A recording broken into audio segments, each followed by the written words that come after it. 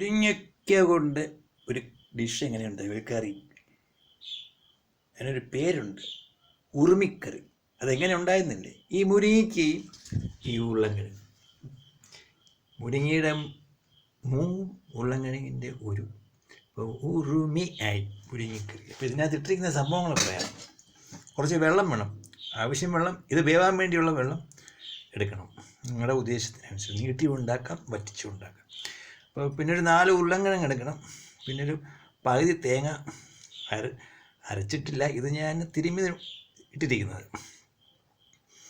പിന്നെ ഒരു 3 4 മുളക്, പിന്നെ ഒരു തക്കാളി, പിന്നെ ഉള്ളത് പിന്നെ അല്പം ഓയിലെടുത്ത് കടുക് വറുത്ത്, പിന്നെ അതിനകത്ത് മസാല ഇട്ട്, മുളക് പൊടിയൊക്കെ ഇട്ട് ആവശ്യത്തിന് മസാല അനുസരിച്ച് നിങ്ങൾ മിക്സ് ചെയ്തിട്ട് വേവിച്ചെടുത്താൽ ഉറുമിക്കറിയാവും. പിന്നെ ഗ്യാസിന് പ്രശ്നമുള്ളവർക്ക് വെളുത്തുള്ളിയൊക്കെ ഇടാം, ഉരുളൻകിഴങ്ങ് ആയത് കാരണം. വെളുത്തുള്ളിയോ അല്ലെങ്കിൽ സെപ്പറേറ്റായിട്ട് കഴിച്ച് വെളുത്തുള്ളി ഇടാം. അപ്പം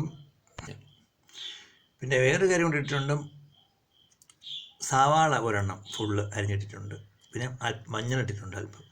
അപ്പോൾ ഇതെല്ലാം കൂടെ ചെയ്ത് നിങ്ങൾ വേവിച്ചെടുത്ത് കഴിഞ്ഞാൽ കറി നല്ല ടേസ്റ്റായിരിക്കും. മുരിങ്ങയില ഉരുളൻകിഴങ്ങ് കറി, അതിന് ഉറുമി എന്നാണ് പേര്.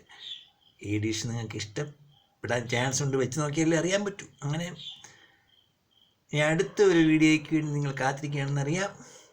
അപ്പോൾ എൻ്റെ യൂട്യൂബ് ചാനൽ റെജി IPS എന്നാണ്. വേറെ ചാനലുണ്ട്, റെജി മാത്യു പൊണ്ടരൽ എന്നാണ്. അതും കൂടി സബ്സ്ക്രൈബ്, ഷെയർ ചെയ്ത്, ലൈക്ക് ചെയ്തേക്കണം. Thank you for watching. All rights reserved for this new dish, Urmi dish. Thank you for watching.